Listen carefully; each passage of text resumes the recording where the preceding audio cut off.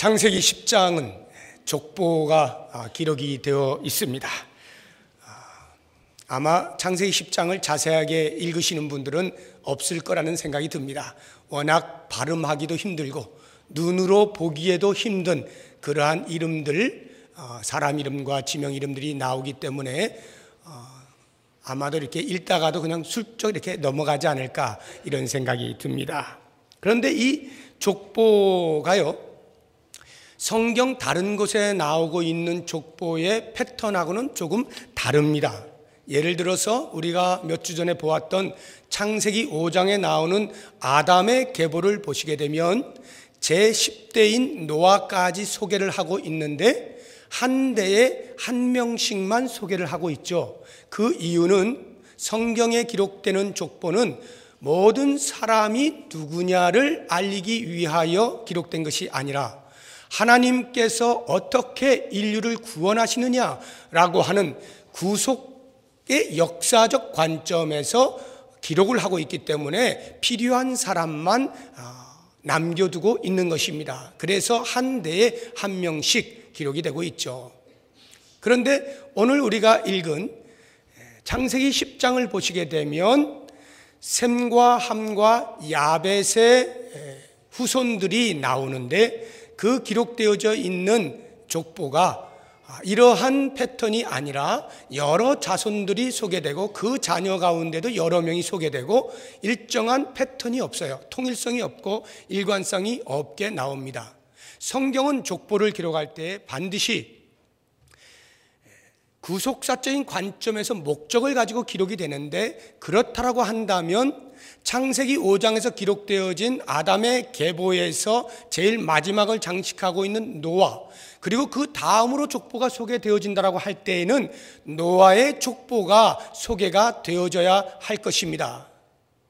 노아는 홍수 이후에 모든 인류가 죽고 새로운 인류의 시조로서 등장하게 되므로 노아의 족보를 이야기하는 것이 마치 최초의 인간이었던 아담의 계보를 말하는 것과 다를 바 없으므로 그것이 당연한 것입니다. 그런데 오늘 말씀을 보게 되면 흥미로운 사실을 발견하게 되는데 1절을 보시기 바랍니다. 우리 1절 다 같이 읽어보겠습니다. 노아의 아들 셈과 함과 야벳의 족보는 이러하니라. 홍수 후에 그들이 아들들을 낳았으니. 노아의 족보하고 노아의 아들들의 족보는 다릅니다. 여기에는 노아의 족보가 아닌 노아의 아들 셈, 함, 야벳의 족보를 기록하고 있는 것입니다. 그러면 왜 성경이 갑자기 이와 같은 족보의 패턴을 파괴하고 엉뚱한 족보를 남겨두었을까라고 할 때, 그럼 더 이상 그와 같은 족보의 패턴은 없어지는 것이냐? 그렇지 않습니다. 11장 10절을 보시기 바랍니다. 11장 1절부터 9절까지는 바벨탑 사건이 나오는데요, 그 이후에 다시 족보가 기록이 되고 있습니다. 11장 10절 제가 읽습니다. 셈의 족보는 이러하니라. 셈은 100세 곧 홍수 후 2년에 아르박삿을 낳았고. 이렇게 해서 창세기 5장에 기록되고 있는 족보의 패턴을 다시 이어가고 있는 것을 볼 수 있어요. 창세기 5장 마지막이 노아였죠. 노아의 아들이 셈 아닙니까? 그래서 셈의 족보는 이러하니라 해서 그 이후에 또한 성경이 이야기하고 있는 족보의 체계를 따라서 쭉 기술이 되어 있는 것을 보게 되는 것입니다. 그러니까 창세기 5장을 이어가는 성경적 족보 개념이라고 한다면 10장은 필요가 없는 거예요. 11장 10절로 바로 넘어가면 가장 자연스러운 것입니다. 그럼에도 불구하고 왜 10장에서 중간에 이렇게 패턴을 파괴하는 아무런 목적도 없고 의미도 없고 가치도 발견되어지지 아니하는 사람들의 이름과 민족들의 이름과 장소의 이름들이 등장하는가라고 할 때, 그래서 우리는 10장을 훌쩍 뛰어넘기가 쉽다는 것입니다. 그러나 하나님께서 기록하신 말씀 가운데는 어느 것 하나도 그냥 기록된 것이 없어요. 어찌하다 보니 기록되었고 역사의 흐름을 따라 그냥 기록되어진 것은 단 하나도 없습니다. 반드시 목적을 가지고 서술이 되어 있는데, 그렇다면 창세기 10장에 나오고 있는 이 수없이 많은 발음도 힘든 사람들의 이름은 무엇을 목적하여 기술되었을까에 대하여서 오늘 저와 함께 생각을 해보도록 하겠습니다. 가장 우선적으로 생각해 볼 수 있는 것은 이 창세기 10장을 읽으시면서 하나님께서 우리 인간을 얼마만큼 사랑하시느냐라고 하는 사랑의 하나님을 발견할 수 있으면 좋겠습니다. 9장을 한번 보시기 바랍니다. 9장 1절입니다. 같이 읽어보죠. 하나님이 노아와 그 아들들에게 복을 주시며 그들에게 이르시되 생육하고 번성하여 땅에 충만하라. 이것은 홍수 심판이 끝난 다음에 노아와 그 아들들이 방주에서 나온 후에 하나님께서 말씀하신 약속입니다. 복을 주시기를 기뻐하시는 하나님, 원래부터 인간들을 향하여 복을 주시는 것을 기뻐하시는 하나님인 것을 보여주지 않습니까? 그래서 비록 인간들이 하나님으로부터 너무 멀어져서 죄가 이 땅에 가득해서 더 이상 두고 볼 수 없으신 하나님께서 심판을 하시기는 했지만 그래도 남아있는 그 노아의 가족들에게 원래 나의 마음은 그렇지 않다 하는 것을 알려주시기 위하여 최초 아담을 만드시고 그에게 부어주셨던 복을 그대로 노아와 그 아들들에게도 주신 것 아니겠습니까? 이것이 하나님의 인간을 향한 사랑의 마음인 것입니다. 그러니 홍수 심판을 하실 때에 그 하나님의 마음이 얼마나 찢어지셨겠어요. 그렇게 하고 싶지 아니한데 죄가 너무도 관영하니까 인간들이 그 죄의 노예가 되어져서 더 이상 하나님을 만나 배웁지 못하는 것뿐만 아니라 인생의 행복을 누리지 못한 채 노예와 같은 삶을 사는 것을 보실 수가 없어서 가슴이 찢어지는 아픔을 감내하면서까지라도 모든 인류를 물로 심판을 하시게 된 것입니다. 그리고는 그 살아남은 노아와 8 식구를 향하여서 내가 원래 가지고 있는 마음이 이것이야 하고 그들에게 다시 복을 주시는데 생육하고 번성하여 땅에 충만하라 약속의 말씀을 주시는 거예요. 바로 이와 같은 하나님의 사랑의 마음의 결정체가 창세기 10장에 넉넉히 기록이 되어 있는 것입니다. 얼마나 많은 사람들이 노아 이후 그 노아의 아들들의 후손들로 등장을 하고 있습니까? 이렇게 많은 하나님의 사랑이다 라고 하는 것을 우리들에게 말씀해 주고 있는 것입니다. 자, 그렇다고 한다면 어느 정도로 사랑이 많으실까? 얼마만큼 번성케 하셨을까 하는 것을 이 10장을 통해서 한번 상세하게 살펴보게 되면 혹시 여러분들 지금까지 그 일을 하신 분은 없으실 거예요.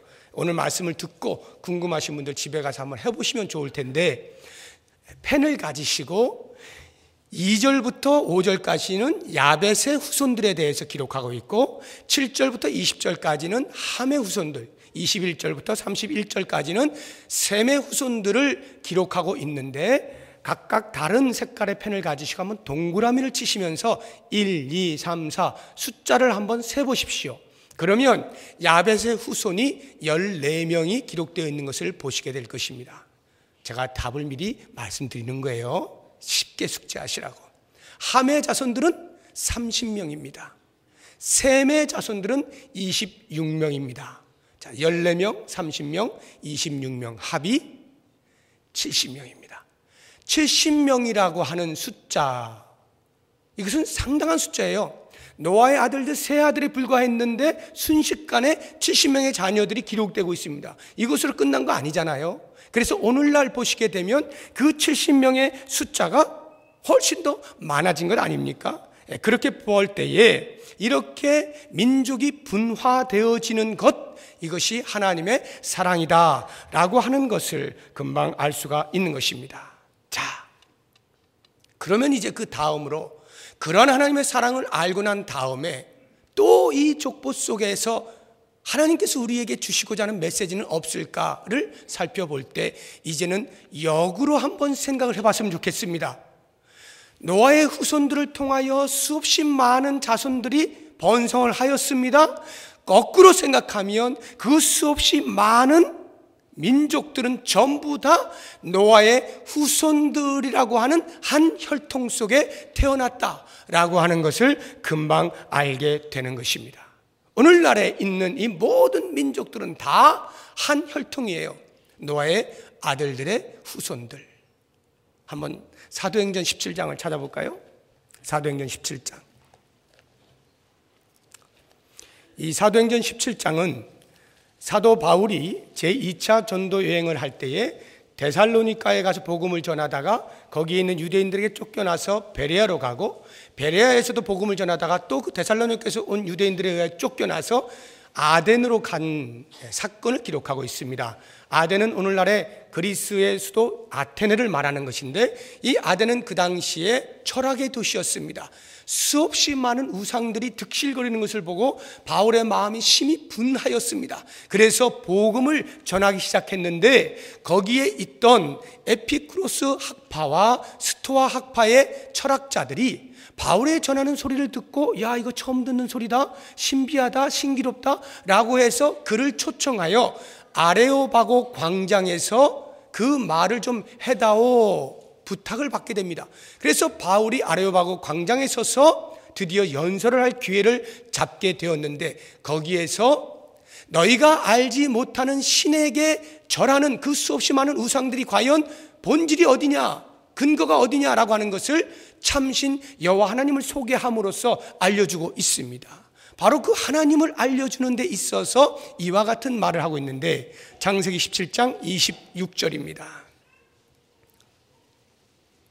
26절 같이 읽어봅니다.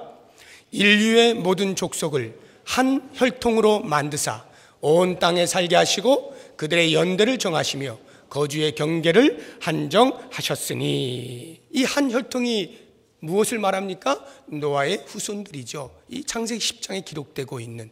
그러면 노아의 후손들은 거슬러 올라가면 누구의 후손인가요? 노아죠. 그러면 노아는 거슬러 올라가면 누구의 후손인가요? 창세기 5장을 보니까 10대 위로 올라가 보니 제일 위에 아담이 있는 것을 볼 수가 있는 것입니다. 이렇게 아담 아래 홍수로 인하여 새로운 역사가 시작되어지는 노아, 그 다음 아브라함, 이어지면서 한 혈통으로 모든 민족이 분화되어진 것임을 우리가 알게 되는 것입니다. 그렇다고 하면 우리의 조상이 아담이라고 하는 것인데, 아담의 조상은 누굴까 궁금하지 않습니까? 아담의 위는 과연 없을까? 아담이 제일 위일까? 성경은 이야기합니다. 아담은 하나님에 의하여 만들어진 피조물이다 해서 아담 위에 하나님이 계시는 것을 말씀하고 있어요. 누가복음 한번 찾아봤으면 좋겠습니다. 누가복음 3장을 보시면 예수님의 아버지 요셉으로부터 거꾸로 올라가서 거슬러 계속해서 그 조상을 찾아내는 족보가 나옵니다. 누가복음 3장 23절. 예수께서 가르치심을 시작하실 때 30세쯤 되시니라. 사람들이 아는 대로는 요셉의 아들이니 요셉의 위는 헬리오 해서 하나씩 하나씩 올라가기 시작합니다. 그리고는 이제 어디를 보시냐 하면은 36절을 보십시오. 36절 보시면 계속 올라오다가 그 위는 가이난이요, 그 위는 아박삿이요, 그 위는 셈이요, 그 위는 노아요 나오죠. 노아. 그리고 쭉 또 올라가서 노아가 10대 손이니까 38절 마지막을 보십시오. 우리 다 같이 읽어보겠습니다. 그 위는 에노스요, 그 위는 셋이요, 그 위는 아담이요. 네. 우리의 조상이 노아의 후손들이고 노아고 아담입니다. 그런데 그 이상은 누구냐? 하나님이시라 분명하게 말씀하고 있는 것입니다. 이렇게 모든 민족은 한 하나님을 아버지로 섬기는 가족으로 원래부터 구성이 되어진 것입니다. 그것을 우리는 오늘날 수없이 많은 민족이 나누어지게 되면서 잊어버린 거예요. 그리고는 다들 내 민족을 보호하고 내 민족을 발전시키고 내 민족을 부흥시키는 일에 전심전력을 하게 됨으로써 다른 민족에 대하여 배타적인 태도를 취하게 된 것입니다. 이와 같은 태도를 가리켜서 민족주의라 말을 하는 것입니다. 오늘날 이 땅의 역사는 민족주의로 얼룩진 일들이 얼마나 많이 있는지 알 수 없습니다. 가장 쉬운 예를 하나 들어보면 남아공의 아파타이트라고 하는 정책을 많이 들으셨죠? 제가 몇 번 말씀을 드렸는데 이 아파타이트라고 하는 것이 인종 분리 정책 또는 인종 격리 정책입니다. 흑인과 백인은 같이 살아서는 안 된다. 각각 살아야 된다라고 하는 정책을 1948년에 개혁주의 목사님들을 통하여서 정책으로 기조가 되어진 것입니다.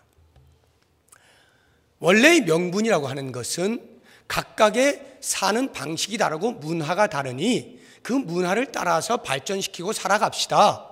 서로 섞여봐야 맞지 않으니까 힘들어서 각각의 문화를 발전시키고 삽시다 라고 하는 명분을 내세워서 인종 분리 정책을 내세운 것입니다만 실제는 어떠했느냐. 백인들이 흑인들을 탄압하고 흑인들을 착취하고 흑인들을 누르는 수단으로 사용되어진 정책이었던 것입니다. 그래서 여러분들이 기회가 되시면 이제 저와 함께, 저가 아니더라도 여러분들 스스로 가셔도 좋은데 저와 함께 가면 훨씬 더 유익하겠죠. 제가 거기 있다 왔으니까. 남아공을 한번 가시게 되면 한눈에 백인들이 사는 동네와 흑인들이 사는 동네가 착 들어와요. 백인들이 사는 동네는 말 그대로 파라다이스입니다. 세상에 이런 데가 다 있나 싶을 만큼의 아름다운 곳이에요. 그런데 흑인들이 사는 곳은요, 1950년대 60년대 여러분들 어르신들은 청계천 그 판자촌 다 기억하실 겁니다. 그러한 동네로 꽉 차 있습니다. 파라다이스와 판자촌이 함께 공존하는 이 남아공, 이것이 바로 인종분리 정책의 결과입니다. 이거 왜 이러는가요? 백인들이 흑인들을 향하여 우리는 너희보다 우월해 라고 하는 거예요. 그런데 그 근거를 어디에서 가지고 왔느냐? 바로 이 창세기 9장에, 우리가 10장을 지금 보고 있는데 9장에 노아가 실수했을 때 셈, 함, 야벳 아들들이 각기 다른 행동을 하지 않습니까? 함이 얼레리 꼴레리 하면서 아버지의 흉을 보지 않습니까? 그것을 듣고 아버지가 함을 저주하잖아요. 너의 아들 가나안은 이러이러한 저주를 받을 것이다 하고는 셈과 야벳의 야벳의 후손들의 종이 될 것이다 라고 말씀하지 않습니까? 이 저주가 임하였다라고 해서 백인들이 계속하여 흑인들을 깔보고 노예로 삼고 이렇게 한 거예요. 그래서 우리가 잘 아는 대로 영국에서 얼마나 많은 노예 제도가 있었고 미국에까지도 있지 않았습니까? 이것을 링컨 대통령이 노예 해방을 드디어 남북전쟁을 통해서 일으킨 것이죠. 그게 19세기입니다. 불과 우리하고 얼마 떨어지지 아니한 그 세대에도 노예 제도가 있었던 거예요. 지금도 어느 곳에는 있을는지 모르겠어요. 이러한 것이 전부 바로 이 성경을 근거로 하여서 민족주의적 반로에 의하여서 행동하는 모습인 것입니다. 그런데 이 10장을 보시게 되면 전혀 하나님께서 그와 같은 의도로 말씀하신 것이 아닌 것을 발견하게 됩니다. 아마도 제가 그냥 추측하기에 지금까지 백인들이 그와 같은 착취를 하게 되는 근거로서의 이 성경 말씀을 사용했을 때에 9장의 말씀은 상세하게 연구했는데 10장은 그냥 넘어간 것 같아요. 이게 어려우니까, 사람 이름뿐이니까 그냥 쑥 넘어가서 그런 것이 아닐까 하는 생각이 들어요. 정말 자세하게 봤다라면 감히 그렇게 할 수 없는 하나님의 목적과 의미와 가치가 이 10장 족보 속에 담겨 있어요. 그것을 오늘 제가 여러분과 함께 생각을 해보려고 하는 것인데, 이 민족주의를 타파할 수 있는, 타파해야만 하는 그와 같은 진리의 말씀이 족보 속에 담겨 있는 것입니다. 10장에는 노아의 세 아들의 그 후손들이 소개가 되고 있다고 말씀드렸잖아요. 야벳, 함, 셈. 그런데요, 야벳의 후손들은 2절에서 5절까지 4절에 불과합니다. 셈의 후손들은 21절에서 31절까지 10절입니다. 그리고 이 함의 자손을 보면은 6절에서 20절까지 14절입니다. 자, 이렇게 길이로만 보아도 함이 훨씬 많죠. 뿐만 아니라 사람 숫자로 해도 야벳은 14명, 셈은 26명, 함의 자손은 30명, 숫자로 해도 함이 훨씬 많죠. 이런 것만 보아도 함의 후손이 그렇게 종으로 살았을 것 같지 않은 생각이 들지 않습니까? 그런데 결정적으로 그와 같은 근거가 함의 후손들을 기록하고 있는 내용에서 야벳과 셈의 후손들에게서는 발견할 수 없는 독특한 특이한 내용이 있는 것을 보게 됩니다. 8절 한번 보시죠. 구스가 또 니므롯을 낳았으니, 구스가 함의 아들입니다. 그 함의 아들인 구스가 아들을 낳았는데 니므롯이에요. 니므롯은 세상의 첫 용사라. 그가 여호와 앞에서 용감한 사냥꾼이 되었으므로 속담에 이르기를 아무는 여호와 앞에 니므롯같이 용감한 사냥꾼이로다 하더라. 이 니므롯을 소개하는데 독특하게 소개하고 있는 것입니다. 용감한 사냥꾼이다. 여호와 앞에 용감한 사냥꾼이다. 첫 용사다. 이렇게 말을 하고 있는 것입니다. 우선 이 니므롯에 대해서 오해부터 제가 풀고 그 다음 말씀을 드리겠습니다. 우리는 이 말씀을 보게 되면 니므롯이 대단한 그 장사로구나 해서 그 가나안 족속들 가운데에서 그 거인 족속 있지 않습니까? 아낙 족속의 아마 조상이 니므롯일 것이다. 보통 이렇게 추측들 하는데 실제로 이제 거인이었겠죠. 첫 용사니까요. 그런데 이 여호와 앞에 용감한 사냥꾼이다라는 말 때문에 마치 이렇게 힘이 좋아가지고 동물들을 사냥하는 아주 훌륭한 사람이구나 이렇게 생각하기 쉬운데, 여기 사냥꾼은 동물 잡는 사냥꾼이 아니라 사람 잡는 사냥꾼이에요. 그러니까 살인자다 이런 말입니다. 그러면 여호와 앞에서 용감한 살인자라는 말이 무슨 말이에요? 여호와를 대항하여 여호와의 뜻을 거슬러 자기의 힘이 여호와를 넘어서는 것처럼 그 권력으로 살인을 자행하는 그러한 사람이다 이런 뜻이에요. 그러니까 별로 좋은 사람이 아니에요. 그런데 이제 문제는 그 다음에 있어요. 그럴지라도 이 니므롯이 어느 정도의 권력을 가진 사람이냐라고 하는 부분을 이제 10절부터 한번 보시죠. 그의 나라는 니므롯의 나라입니다. 신할 땅의 바벨과, 이 바벨은 우리가 늘 듣고 있는 바벨론, 그리고 11장에 나타나는 바벨탑, 이것이 세워져 있는 그 지역을 말하는 거예요. 그러니 얼마나 큰 나라일 것이고, 그 유프라테스 강 그 주변으로 얼마나 그 비옥한 땅이며 이런 것들을 연상할 수가 있죠. 바벨과 에렉과 악갓과 갈레에서 시작되었으며, 그의 나라가 여기에서 시작되었다는 말은 왜 이렇게 많은 도시들이 나오고 있습니까? 이것은 힘이 좋으니까, 살인을 하니까 전쟁을 해서 하나씩 정복을 했다 이런 말이에요.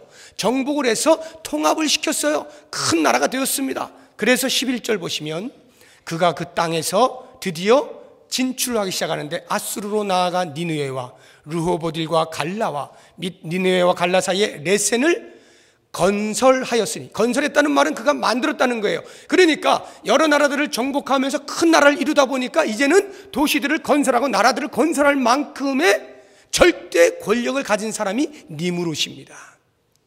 오늘날로 하면 마치 제국을 건설하는 황제의 그러한 위용인 것입니다. 이것이 함의 자손 니므롯이에요.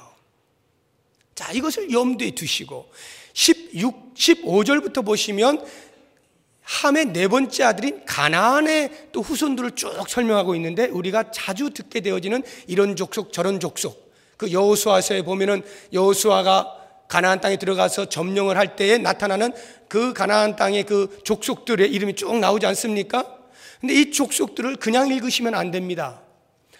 이스라엘 백성들이 여호수아의 인도함을 따라서 가나안 땅에 들어갈 때 애굽에서 400년 또는 430년이라고 하는 긴 세월 동안에 노예 생활을 하여 나온 사람들이 무슨 힘이 있었겠어요? 무슨 전쟁 준비를 했겠어요? 뭐가 있겠어요? 오합지졸들이죠. 그야말로 오합지졸들이 광야에서 40년 동안 이리 뒹굴고 저리 뒹굴고 왔다 갔다 하면서 그저 하나님의 은혜로 하루하루 살아가던 그 이스라엘 백성들이 하나님의 명령을 따라서 가나안을 점령해야 되는데, 여호수아의 인도함을 따라서 가나안 땅에 정작 들어갔을 때 그 땅에 아무도 없는 게 아니라 가나안 족속들이 곳곳에 다 자리매김을 하고 있었어요. 그냥 자리매김을 하고 있었던 것이 아니라 이 가나안 땅은 이미 이스라엘 민족과는 비교도 되지 아니하는 번성을 누리고 있었고, 문화적으로나 군사적으로나 월등한 진보된 문화를 가지고 있었어요. 그래서 무기도 철기 문화 속에서 강력한 무기들을 가지고 있었던 거예요. 이스라엘 백성들은 비교도 안 돼요. 싸워봐야 100이면 100 패하는 것입니다. 그럼에도 불구하고 어떻게 이스라엘 백성들이 그 족속들을 물리치고 가나안 땅을 점령했느냐? 전적인 하나님의 은혜죠. 그러나 이 은혜를 생각하기 전에 가나안 족속들을 생각해 보시라고요. 그렇게 강력한 무기와 문화를 가지고 있었던 족속이 오늘날 우리가 말하고 있는 함의 자손들이고, 그 함을 흑인들의 조상이라고 말을 할 때 흑인들은 백인들의 종이라고 말하는 것이 얼마나 어불성설이냔 말이에요. 그 당시에는 백인들은커녕 오히려 이 함의 자손들이 세계를 호령하고 있던 시대인 것입니다. 뭘 말해주고 있습니까? 이와 같은 역사라고 하는 것은 어느 나라가 좀 더 커져서 세계를 제패하고 그 다음에 또 다른 나라가 등장해서 또 제패하고 돌고 도는 거예요. 그 당시에는 함이라고 하는 그 자손들이 세력을 쥐고 있었다고 한다면 오늘날에는 백인들이 쥐고 있는 것이고, 또 언젠가는 어떻게 바뀌게 될지 모르는 이 땅의 역사는 돌고 도는 것뿐입니다. 중요한 건 뭐냐? 이와 같이 많은 민족들이 서로 물고 물리는 그러한 전쟁터에서 생각해야 되는 것은 모든 민족은 한 혈통으로 났다라고 하는 거예요. 그러므로 이 사실을 알게 되어질 때에 백인들은 결코 흑인들에 대하여 너희는 우리의 종이야, 성경이 그렇게 말하고 있어, 하나님이 그렇게 말씀하셨어 라고 말할 수 없는 것입니다. 이것은 물론 흑인들도 백인에 대하여, 황인종도 흑인에 대하여, 백인에 대하여 각각이 전부 이와 같은 민족주의적 발언을 해서는 안 되는 것입니다. 제가 왜 이 말씀을 드리냐 하면, 이제 우리가 같이 한번 생각을 해보려고 하는데 우리나라를 한번 보자라고 하는 것입니다. 우리나라는 아시다시피 단일 민족으로서 자부심을 가지고 있는 민족이에요.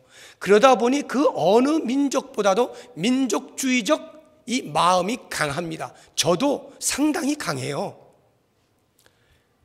그러나 그리스도인이 되어서 새로운 피조물로 바뀌어진 인생은 더 이상 그러한 것에 연연해서는 안 되는 것입니다.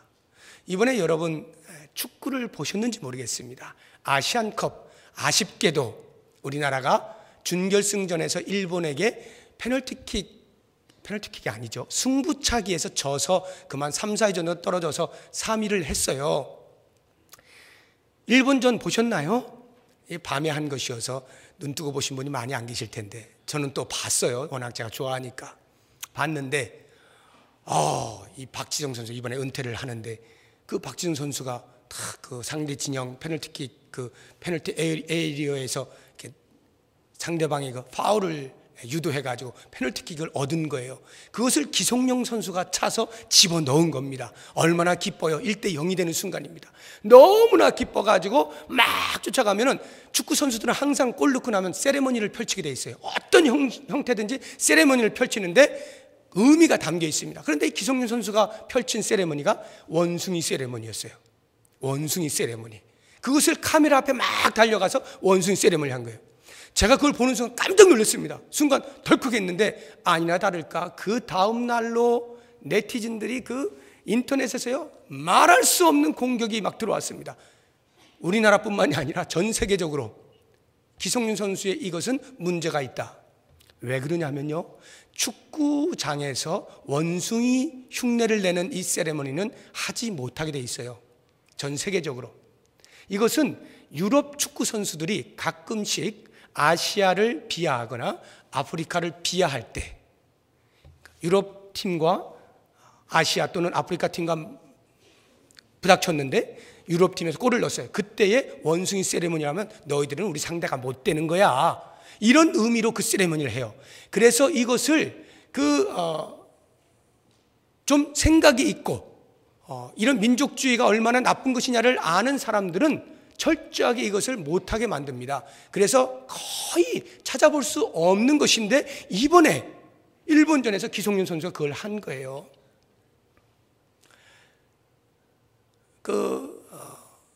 기록들을 보니까 기성 선수의 그 변명 가운데 하나가, 관중석을 봤는데 일본인 관중석 가운데 그 우길 승천기라고 하는, 우리나라를 점령할 때 달고 나왔던 그 깃발, 빨간 거기에다가 막 햇살 있는 그 우길 승천기, 그걸 보는 순간 욱 했다는 거예요.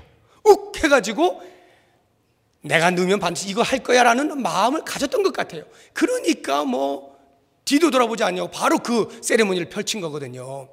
이게 뭡니까? 민족주의적 발로죠. 그러니까 지극한 우리나라를 사랑하는 우파적인 분들은 그거 보고 그게 무슨 문제가 되느냐, 저 일본 놈들이 우리를 어떻게 했는데 그 과거를 생각하면 그건 아무것도 아니지, 얼마든지 옹호해 줄 수 있는 것입니다. 저도 일면 이해가 안 되지는 않습니다. 그러나 저는 이제 그리스도인으로서 이 사건을 바라보는 거예요. 일반인들이야 뭐 그렇게 할 수 있고 저렇게 할 수도 있겠습니다만, 우리가 볼 때에 그것은 적절하지 못한 민족주의적 선입관을 가진 행위다라고 하는 것입니다. 실제로 우리나라 사람들은요, 이 민족주의적인 행동이 얼마나 많은지 몰라요. 여러분 잘 아시는 것처럼 이 땅에서 가장 끈질긴 민족이 있다라고 하면, 어디에 갖다 놔도 사는 민족이 있다라면, 물론 우리나라 사람들도 한편 치입니다만 우리나라보다 더 독한 민족이 중국입니다. 여러분 보시면 전 세계에 어느 곳에도 중국 사람 없는 데가 없어요. 그리고 어느 나라에도 중국 사람이 성공하지 못한 나라가 없어요. 딱 한 나라 빼고. 어딜까요? 우리나라에서는 화교들이 발을 못 붙이는 거예요. 화교들이 발을 못 붙여요. 그래서 한때에 저금도 못하게 만들었어요. 저금도 못하게. 그 돈 빼돌릴까 봐. 그래서 이 화교들이 돈 벌어가지고 전부 구들장 밑에 다 숨겨뒀습니다. 지금도 화교들이 어디 발 뻗고 삽니까? 잘 못 살아요. 우리나라는요, 쉽지 않은 나라예요. 이렇게 다른 민족에 대한 배타성이 대단히 강합니다. 1992년에 LA 폭동이 일어났잖아요. 흑인 폭동. 그 흑인 폭동이 일어났을 때 코리아타운이라고 하는 곳이 90% 이상이 완전히 불에 타고요, 망가져 버렸습니다. 그런데요, 아이러니한 것은 그 폭동이 일어나게 된 원인이 우리 한국 사람하고 전혀 관계가 없다는 데 있습니다. 한 흑인이 백인 경찰에 의해서 두들겨 맞은 거예요. 그것에 대하여 분노하여 흑인이 폭동을 일으켰는데 정작 불똥이 한인들에게 떨어진 거예요. 왜요? 그동안에 한인들이 그 미국에서 악착같이 살 때에 흑인들을 많이 피고용인으로 썼거든요. 그랬을 때에 제대로 대접하지 아니한, 비인격적으로 대접한 이런 것들이 쌓이고 쌓여서 이 사건이 한인과 관계없는 것이었음에도 불구하고 정작 일어난 폭동은 한인 사회로 다 쏟아져 가지고 그 당시 얼마나 난리가 났어요. 다 기억하시죠? 이게 우리 민족이 갖는 민족주의예요. 오늘날로 하자고 하면은 이 민족주의적인 행태가 얼마나 심각하냐라고 할 때, 요즘 그 외국인 근로자들이 많이 들어옵니다. 최근에 통계에 의하면 100만에서 150만까지 지금 보고 있습니다. 적지 않은 숫자예요. 굉장히 많은 숫자가 우리나라에서 일을 하고 있는데, 그들에 대하여서 올바른 태도를 취하지 아니하고 착취하거나 무시하거나 경멸하는 듯한, 인격적으로 대우하지 않는 일들이 비일비재하여서 그동안에는 꽁꽁꽁꽁 그냥 쫓겨나지 않으려면 겨우 숨어서 어쩔 수 없이 그 모든 모멸감을 당하고 있는데, 요즘은 또 이렇게 대변해 주는 기관들이 많이 생겨서 말들을 합니다. 그러다 보니까 이런저런 그 비화들이 많이 지금 들춰지고 있습니다. 이런 것들이 전부 우리 민족의 우월성, 우리 민족을 지켜내고자 하는 것, 이러한 것에서 나타나는 일들이거든요. 또 뿐만 아니라 이제는 국제 결혼도 많이 있잖아요. 그래서 그 동남아시아 같은 그런 곳에서 이렇게 결혼을 하는 사람들이 많이 생깁니다. 이런 가정을 가리켜서 다문화 가정이라 우리가 보통 이렇게 말을 하는데, 여러 문화가 함께 섞였다라고 하는 거예요. 그래서 거기에서 난 자녀들 굉장히 문제가 많습니다. 우리나라에서는 발붙이고 살기가 쉽지가 않아요. 그들이 학교를 다니게 되면 벌써 모양새가 다르고 하니까요, 아이들이 배척을 하는 거예요. 이거 누구한테서 배웠겠습니까? 다 우리 부모들이 그와 같은 것들을 보여주고 있기 때문에 자녀들이 똑같이 행동하는 거거든요. 이러한 일들이 우리나라 안에 얼마든지 지금 있게 되는 것입니다. 뭐 그렇게까지 안 가도 우리 민족끼리는 어떻습니까? 우리나라 사람들끼리는 그런 거 없나요? 우리나라 사람들끼리도 여전히 있죠. 그래서 우리의 자녀들 가운데 학교에서 왕따라고 하는 게 있잖아요. 왕따 때문에 자살하는 애들이 얼마나 많이 있습니까? 너와 내가 다른 그것으로, 너는 우리와 달라라고 하는 것으로 왕따를 시켜버려서 자살하게 되는 이런 일들이 비일비재하는 거예요. 이것을 가리켜서 저는 이제 오늘 여러분과 함께 더 깊이 생각을 하려고 하는 것이, 우리 교회 안에 과연 이와 같은 개념의 민족주의적인 어떤 행동들이 없느냐라고 할 때, 이것을 제가 재직 세미나 때 늘 말씀드리는 용어인데 1차 집단이라 이렇게 제가 붙이고는, 이 1차 집단을 무너뜨려야 되는 것입니다. 1차 집단이란 나를 중심으로 해서 나와 관계되어진 어떠한 형태든 관계를 맺어서 조그마한 그룹을 만드는 것이, 이게 1차 집단이에요. 예를 들어서 너 어디 살아? 할 때 동네가 같다든지, 고향이 어디세요? 고향이 같다든지, 어느 학교 나왔어요? 학교가 같다든지, 성이 뭐예요? 성이 같다든지, 이와 같은 것들로 그룹을 만드는 것입니다. 그래서 그런 것이 이렇게 통성명하다가 맞아떨어지면 반갑잖아요. 저도 반가워요. 강씨 만나면 저도 반가워요. 너무나 오랫동안 우리는 이렇게 사회적으로 그게 되어 있어요. 반가워요. 그러니까 다른 사람보다 훨씬 더 친하게 느껴지는 거예요. 이러한 1차 집단을 우리도 모르는 사이에 자연스럽게 만들어 간단 말입니다. 그리고는 그 안에 들어오지 못하는 다른 사람에 대하여서 배척을 하는 아주 나쁜 습관이 우리들에게 있는 거예요. 그러면 우리 교회 안에는요, 물론 지방색이라든지 학벌이라든지 이런 것들은 많이 없다라고 할지라도 우리 교회 안에 여러 기관이 있잖아요. 영화부가 있고 유치부가 있고, 우리는 영화부 선생님이야, 너희는 유치부야? 감히 덤비지 마, 까불지 마, 우리 선생님 뺏어갈 생각하지 마, 뭐 등등, 이런 것들이 전부 1차 집단적 이기심이거든요. 이런 게 교회 안에 얼마든지 있어요.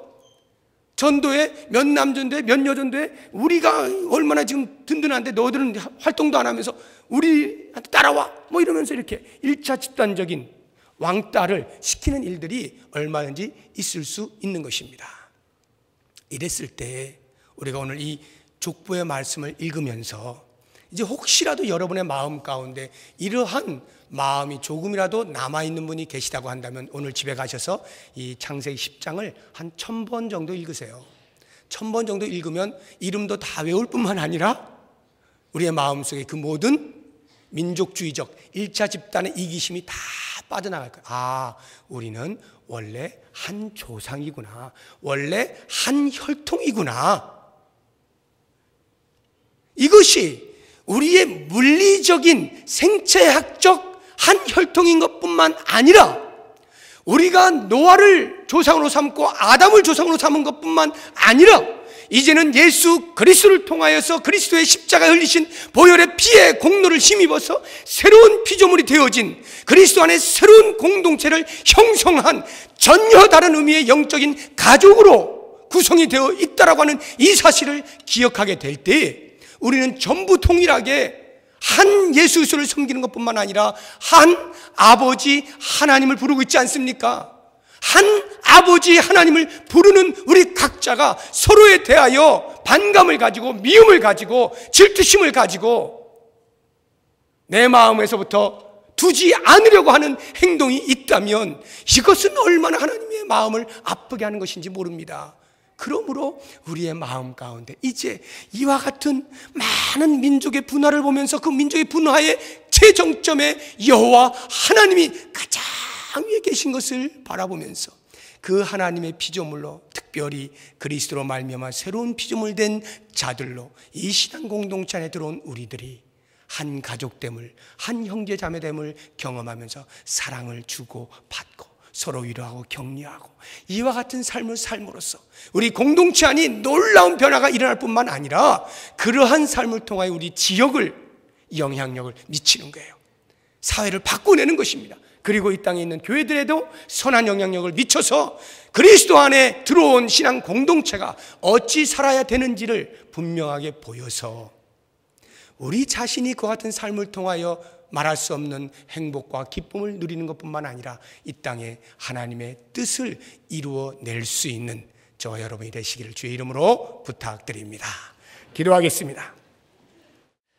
하나님 아버지, 우리가 민족학적으로 보아도 한 혈통임이 틀림없는데 하물며 예수 그리스도를 통하여 새로운 피조물 되어 영적인 한 가족 삼아 주신 것 생각할 때 우리의 마음 가운데 있는 다른 사람을 향한 반목과 질시, 미움들이 다 사라질 수 있도록 도와주시기 원합니다. 아직도 우리의 마음에 남아있는 옛 성품의 죄성들을 내어버리고 하나님을 아버지로 모시는 한 가족됨을 생각하며 서로 깊은 위로와 격려와 사랑을 나누어 풍성한 천국의 삶을 경험하는 복을 허락하여 주시옵소서. 예수 그리스도의 이름으로 기도드립니다. 아멘.